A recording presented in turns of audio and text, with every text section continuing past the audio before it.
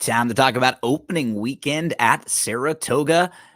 You need to visit the DRF Saratoga handicapping store before you take a look at any racing card because you can get your past performances, help with DRF picks, clocker reports every racing day at Saratoga, and that'll be the case for Del Mar too. And then betting strategies on the weekends, on the big days. Joining me, my good friend, who's always here talking races with me, the sniper, Barry Spears. My man, it's a little bit of a bummer because you and I are recording on Thursday, which is opening day, the 11th, July the 11th, and first day of the meet, off the turf, lots of scratches. So we had handicapped a pick 5 sequence that just got decimated by scratches because a lot of the races were off the turf. But I want to give you some credit because one of the races that actually remained intact, you sniffed out a really nice price that just won, Warrior Johnny, who I think went off at around 9-1 or so when winning there. So great call on that one, my friend. And so right off the bat, you're at least seeing the ball well for the limited races that we were able to kind of get a gauge of what we looked at, right? Hey, Warrior Johnny put me in the black. We're up for the meet right now. You're gonna quit right now, undefeated, while you're on top. So yeah, that's the way to do it. Drop the mic and that's it. We're done. So we'll have our fingers crossed because as we record on Thursday evening, we'll hope that things will be a little bit better. Most of the time, unless we've heard beforehand that they're going to be taken off or they're going to be surface changes, we always will look at most sequences as if, because once you start projecting, you start talking about who's going to stay in, who's not. It's one thing to mention, if races come off, you like a particular horse. I can do that for sure, but it gets a little tricky trying to do projections when sometimes you wonder why horses are in, why horses are out. Knock on wood, and we'll hope that they can get a little bit better luck with the weather in the next few days. Barry? Yeah, the forecast has it dry, I for think the so rest too, of the right? weekend, so Yeah. that it should be pretty good. This is what it looked like coming into the week too. I don't think this was like crazy. That Thursday was probably going to be pretty bad, or Yeah. probably the most rain, and then hopefully Friday and Saturday not quite as much. If you need some help for Friday, I put out a video 15 minutes or so. I went through just some best bet spot plays throughout the card. A lot of horses in like the 5-6-1 ish range that I found on the Friday card, and now Barry and I will talk about the Saturday late pick 5 sequence. It's a good one, as expected. The one race that's the real feature and like the tricky race in this sequence. Well, you have the grade 3 Sanford for young horses, but you have the grade 1 Diana, which is going to go as race number 10. And we have 6 horses that just came out of the Just the Game, and they were like all separated by 2 lengths. So Yeah, that's a rough race, man. That's a tough one. It's one of those real turf races where if you get a slightly different trip, that could absolutely change from winning and finishing 5th. Oh yeah, easily. And Easily. when they're all so evenly matched like that. So that'll be in the middle part of this pick 5 sequence that we're going to talk about. Let's dive into the DRF past performances. We're looking at the formulator PPs right here. Race number 8, Barry, is a maiden special weight. Nice purse. This one's already up into $100,000 for this maiden special weight group.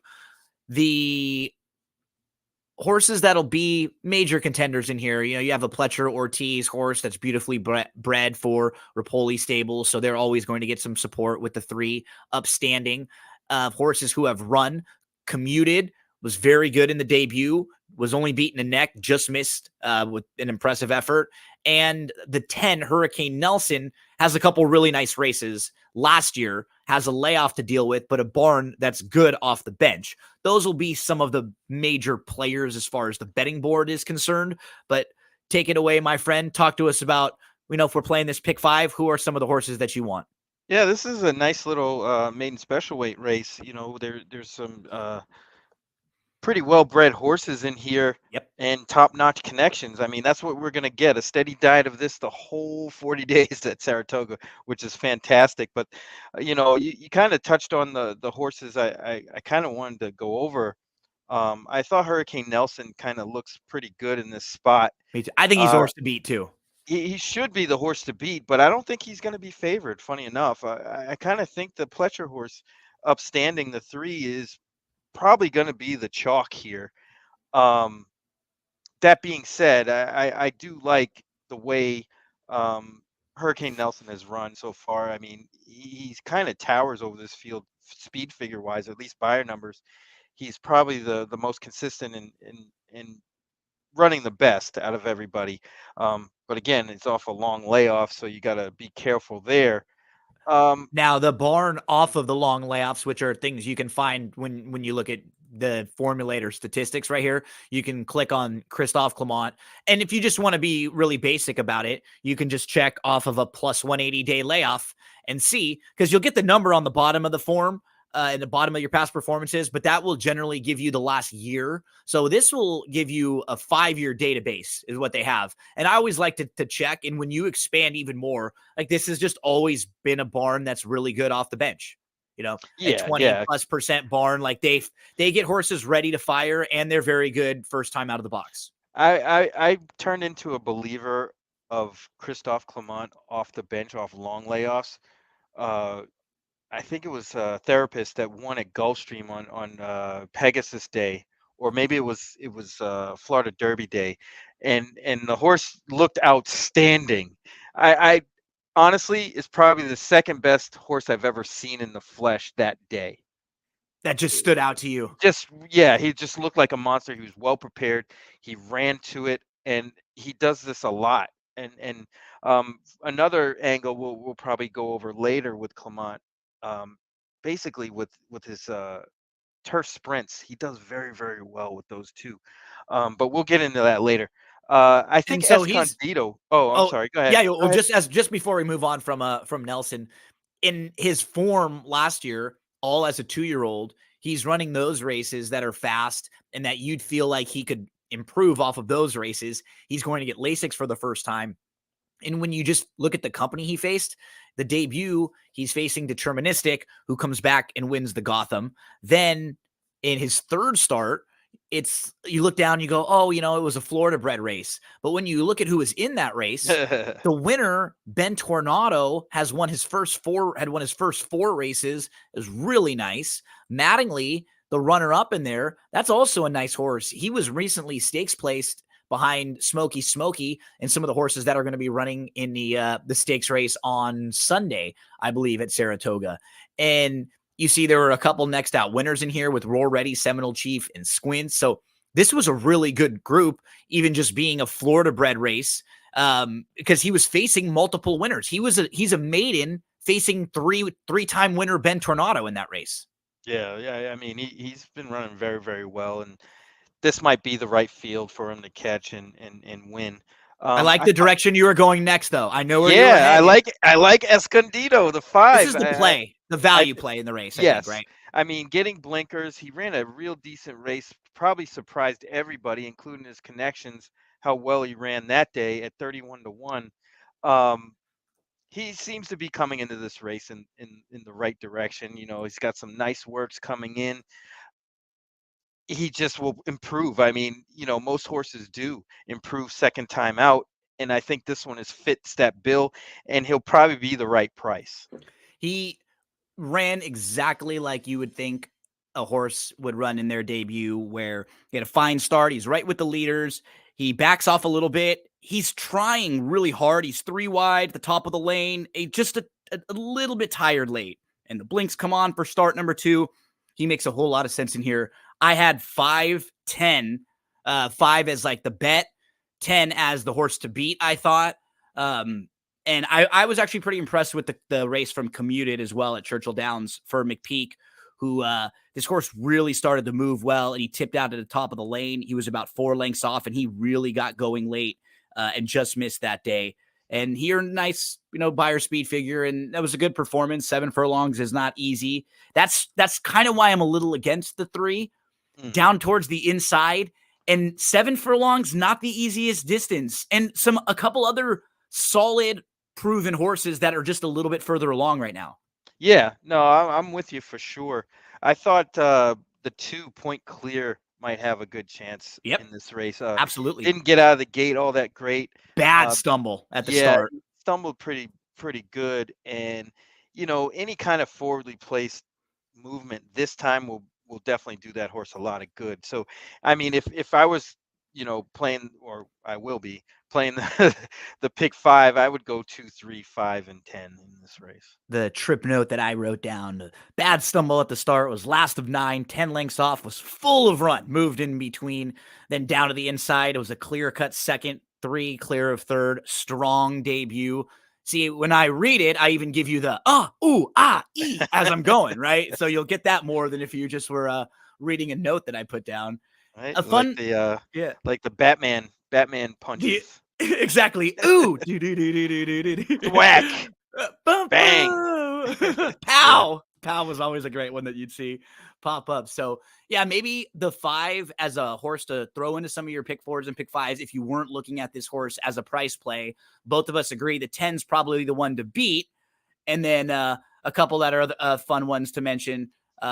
Barry pointed out the 2 Point Clear. The 3 is an obvious horse with the logical connections, and then the 7 was a pretty impressive debut runner.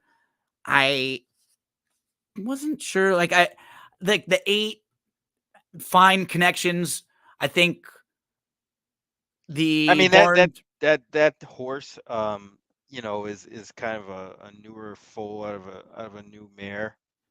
So just Um, not as much yeah, information. there's not much to go off, but Yeah, most of these horses are with Godolphin, and there's a couple of them that run pretty good, but on the turf. So I'm guessing that this is probably a turf the race. I see some setup. turf works too. Yep. Maybe this is just kind of get a race in this horse, and And then a turf race. Maybe you at can the get end of this the meet, the yeah. 7 here and maybe stretch out a little bit. Mhm. After that, you got that 7 furlong foundation race there. Like the 9s run some fine races, but this is just a strong group, right? Yeah, it You is. figure he'll be part of the early pace, but And it's like, what do you do with the 1 and 1A in this spot, though? The connections, they spend money on horses. They usually have some decent ones. These two really haven't done very much, but no. it's not like they couldn't turn it around. And I So, mean, look at Call it's just a Protection tough race. in his debut. Look who the runner up is, Mystic Mystic Dan. Dan. And this was a strong race because Legalized was a horse who was very nice at the time, who had won back to back, including a stakes race.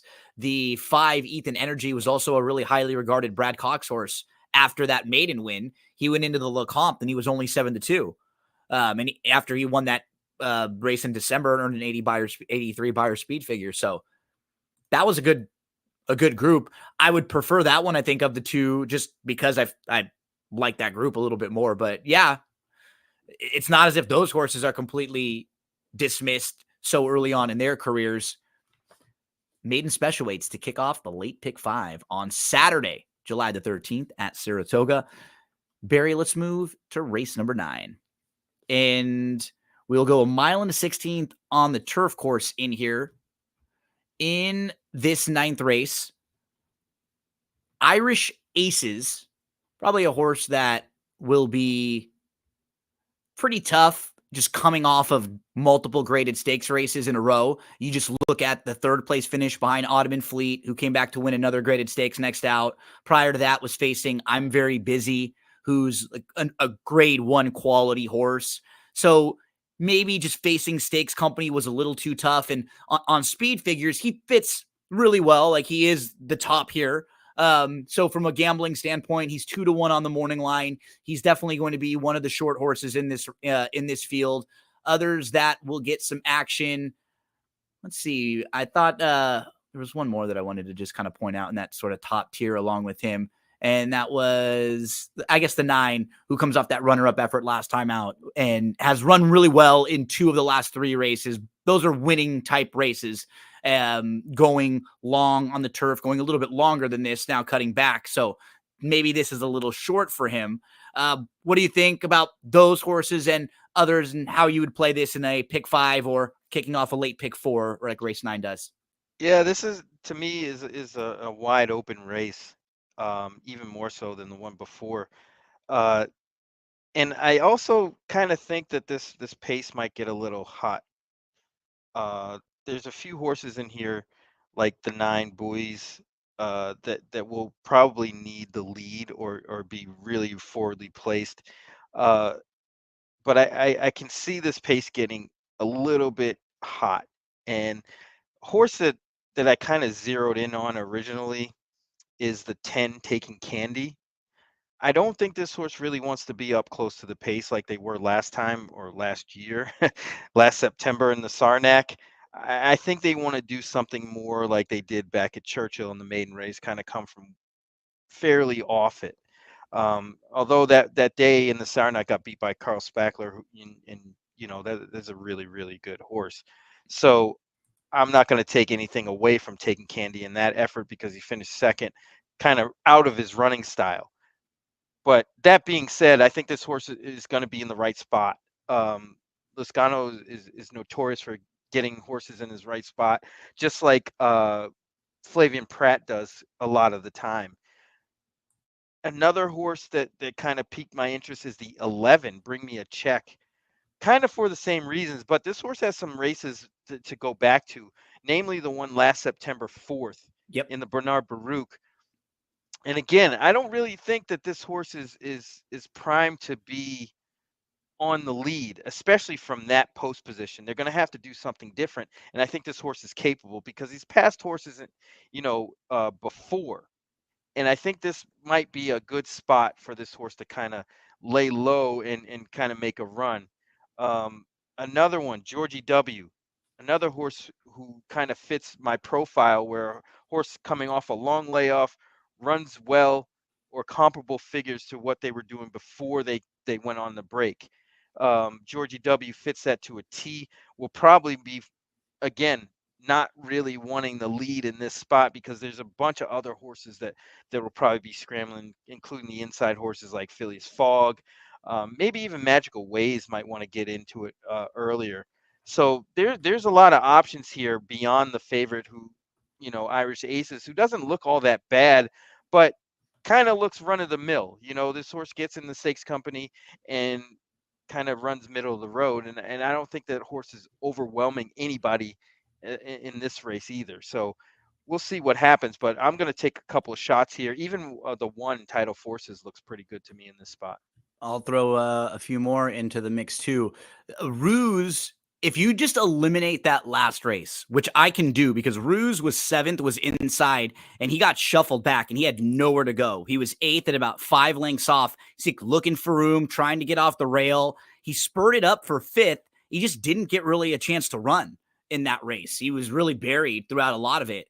If you eliminate that and you look at the 3 races in a row prior to that, they're not bad, and a couple of them stack up pretty well. The May 18th race, the March 21st race, the horse could sit pretty well, could save some ground to the inside. So if they can just sit the trip that the May 18th trip, I would really love there. Wanted to mention him. Wanted to also mention the horse to the outside, who I've followed for a while and has been a few times like just overmatched, Mendelssohn's March. And the post position is obviously concerning, but this type of trip, I think, is good for this horse. Like Carl Spackler, Farbridge, Webslinger, those horses are just a little bit too tough. It's like a tad bit tougher. But this group, he could fit well with. But he does have to deal with an outside draw. He has to deal with the layoff. So there are some factors there, but they may be built into the price in what is a really challenging race. I mean, I think we both can agree, and you said it, right?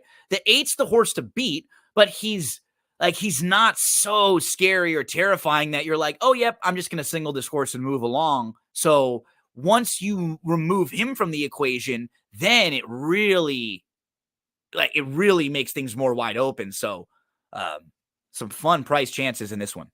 Yeah. I think this is a spread race for sure. Let's get to the 10th, Barry. This one is the Grade 1 Diana, 1.125 on the inner turf course. Top 6 finishers from the Just the Game, top 2 from the New York. And Moira, who was the Breeders' Cup Filly and Mare Turf 3rd place finisher, she ran a big race there, and she's been capable of running some huge races. She was the Queen's Plate winner, and she has been a Horse of the Year up in Canada. But this is not an easy spot to make your first start off an 8-month break. You've got Coppice. Okay, so we should just watch the race. Yeah, they're all coming out of. Just play the replay. Yeah, they're all coming out of this race. Chili Flag, White Bee, Mission of Joy, Evie Jets, Gina Romantica, and Coppice. So the top 6 in a field of 7 all return here.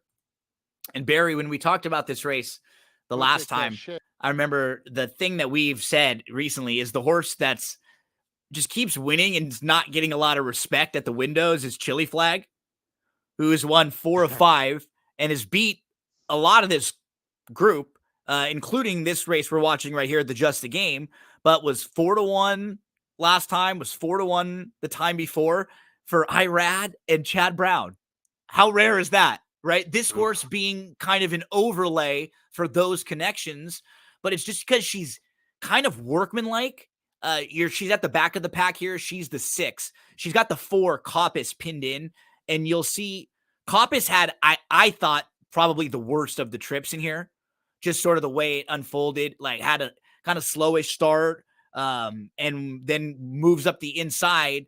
And Coppice kind of traveling pretty well here, but ends up getting pinned in, and even late is kind of behind horses. I don't think gets a chance to run, but always challenging, Barry, when we're looking at a race like this where you have the top 6 finishers that were not separated by more than a couple lengths. And like this, any of these horses that get a slightly different trip, well, the results could probably be different. Yeah, I mean, it's so hard. It's difficult to read when you have horses from the same stable Yep.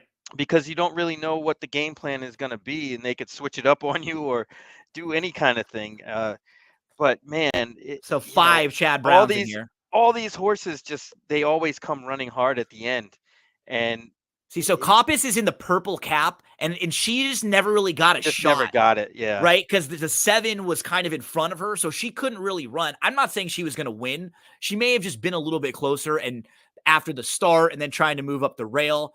I will give her one more shot back here just to kind of, okay, now her 3rd start off the long layoff. I will give her top billing based on price because I think a lot of these horses are evenly matched. Is there anyone that you like immediately dismiss, or of those that you like a lot more than the others? I would say I don't like Mission of Joy going this trip. Yeah, we Um, kind of thought, and you did, and I will give you credit that the last race was her spot to run better, yeah, and she yeah, did. it was, and she And did. She definitely yep, ran an improved race, but yep. I'm not really sure she wants to stretch out to a mile and an eighth. Go one more again. Yeah, I agree with you. Yeah, that one more panel might do her in late. Another one on that same sort of mantra may be White Beam. I'm Yeah, not really convinced that White Beam wants to really go a mile and eighth. I know she won this me race neither. last year, but she really was all out to do it and won by a half a nose. And she Um, kind of got that. It was in the race against an Italian who would go right, really fast, and she sort of fell right right. It into was it it, was a setup. Yeah, she because she definitely got the best trip out mile of and an eighth anybody. was always a little far for an Italian, right? That she was a miler. So this, yeah, I mean, I'm a especially little at a cold on short her price, too. Yeah, I'd give the question mark there. I mean, me too. it's hard to just toss that kind of horse, but it's also tough to take at a short price when you know there may be a question mark there. I think Gina Romantico kind of fits the bill, as does Coppice. They kind of have the same sort of running style. I think Gina Romantico does like Saratoga quite a bit. She had a really good debut on the turf there back in 2022, and she's been steadily getting better. I mean, I think she probably peaks towards the fall, but this is the start of that. So I think she's going to run an improved effort, probably at a bigger price than some of the others. Yep, she makes a lot Fluff, of sense. She does. Fluffy Just Socks is just a dead closer, and that one needs some pace to run into. If that one doesn't get anything, then I would be resigned to just toss Fluffy Socks. yeah, and I was I was impressed with Didia last time because it sounds weird looking at the form, but that April 13th race, she was getting a perfect trip. She She was. really was behind Beau Cachet. Beau Cachet just went wire to wire, gate to wire that day. But English Rose had a worse trip and passed Didia. And that's what got me like a little just turned off Didia. And I think a lot of people in New Same. York Well, and that's why Didia was 9-1 in that race off of floating up off the morning line. Yeah, she doesn't get bet. I mean, maybe it's just the fact that Her, she came yeah, from Santa Anita over to the East Coast, yeah, but she but was kind of on the East Coast originally anyway, and I she was know running good at she's Colonial. honest and she's super honest But she too. doesn't It's get just, bet much, which is great. I mean, yeah. for anybody that likes her a lot, I mean, she wins. You're usually getting pretty good money. And she is coming into this race, making her third start of the form cycle. She has speed. She can sit just off a little bit. No concern about her getting a mile and an eighth distance. She's proven at Saratoga. Just a lot of positives, a lot of things to like. And it's also kind of a weird thing, but when you have a whole group of horses sometimes that come out of that one race, a lot of time, and they're not separated by much, and we are kind of pulling hairs and pulling strings to maybe separate them. Maybe this horse making their third off the bench instead of the second off the bench, and this horse might regress a little. She's just pretty solid, pretty honest, and might be, maybe she's better than that group. That there could be a possibility that True. of that. So she'll be in the mix for me in pick fours and pick fives. I'm kind of Yeah. using her as like the horse to beat. Yes. Yes. And I then completely agree. I like the horse, the other two that we mentioned, as to me, if they're in the 6-1 and above, I thought the 2 and the 5 were the two that should be able to take maybe a step here right up to their A game. And those were the two that I definitely wanted to mention from a price standpoint. Yeah, I think we got it there. I mean, but it's going to be a real exciting race to watch because, you know, everybody kind of looks the same on paper, and it's kind of like the gunfight where everybody's kind of holding ready to pull the trigger, and you don't know who's going to do what. Yep. But always exciting to watch, and I'm looking forward to seeing this race. Chili Flag trying to go for 4 in a row. She just continues to show up and fire each and every time with good efforts. So really contentious renewal of the Grade 1 Diana. That's race number 10 on Saturday at Saratoga. Barry, let's keep rolling on. We move to race number 11. This one is the Grade 3 Sanford. So we'll have 2-year-olds going 6 furlongs on the dirt here. And from the inside, the number 1, Mentee, 6-5 on the morning line. This one is a daughter of Nona Bella, which means he is a full brother to Fierceness. Fierceness, your Breeders' Cup Juvenile winner from last year, the Florida Derby winner. So with that pedigree, Pletcher, Rapoli, this is a horse who's going to take a lot of money. Now, we can watch his debut because he flew out of the gate early. Caught a flyer. That's the definition of catching a flyer. So he's the 1A here. And I'm not sure if it's like a combination of maybe they just get a little bit lost on the front end. Maybe they kind of gear him down. And the horse who ran second is a good horse, right? Combinations of all of those things. But he does make it awful close late after looking like he was just home free, like right about here at this point of the race. He looks like he's just getting ready to put everyone away when these horses from like the 6 and the 5 kind of give him a little bit of challenge and he kicks on. But it's not those horses actually. It's not the 6 that comes and gets him. It's the 5 who angles around and almost comes and gets him. But from the rail in a race like this, he's got to be the horse to catch. He just probably gets a little green right here, right? Yeah, He was wandering around. You can see him looking around, and he kind of waited on some competition, and I guess he kind of shook him up late and just lasted. Yeah. It wasn't that impressive of a finish, but there's some other things not to like. I mean, just the fact that the horse is on the rail could spell curtains for this whole venture.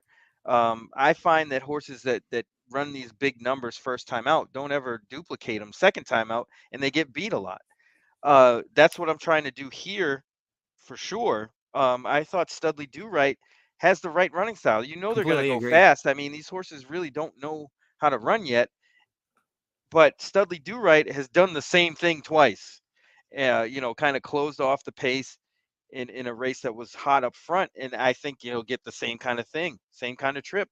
It's so nice in these races young races to have a horse that's proven themselves Consistent.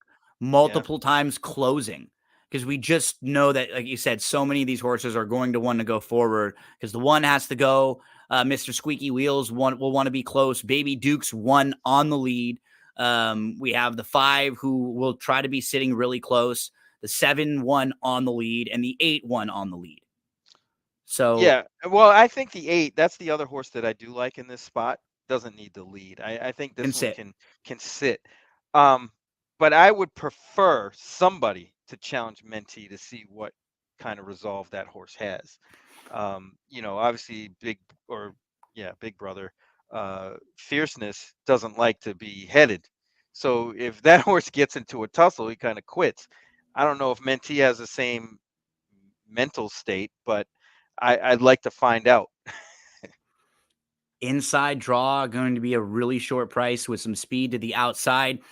Even the 5 who sat, he got run down last time out, but just sitting that trip in this race could go a long way. Pratt Yes. keeps the faith there. I could see him. Like, if you're trying to beat the 1, these are the horses you're using. And you mentioned the 8.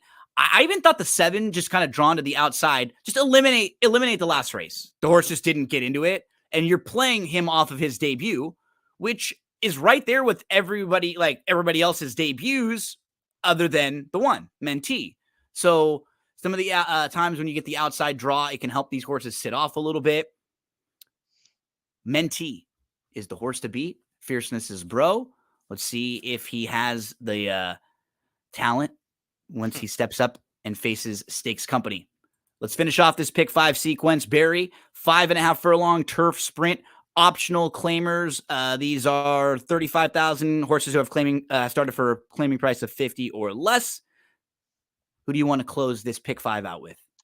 Yeah, this race was really straightforward for me. I only like 2 horses and probably would want a single one of them, maybe. The 2, Dr. Dr. Osteran. Osaran. That one I like quite a bit here. I know people are gonna kind of look at those last 2 races as like, well, maybe. But this horse is very versatile, can be on the lead, can sit off it, has run some pretty fast races in comparison to the rest of the field. And I think this one is sitting on a good race. And I think we can excuse that June 7th race. Yeah, He was absolutely. wheeling back in just a few weeks after a year layoff.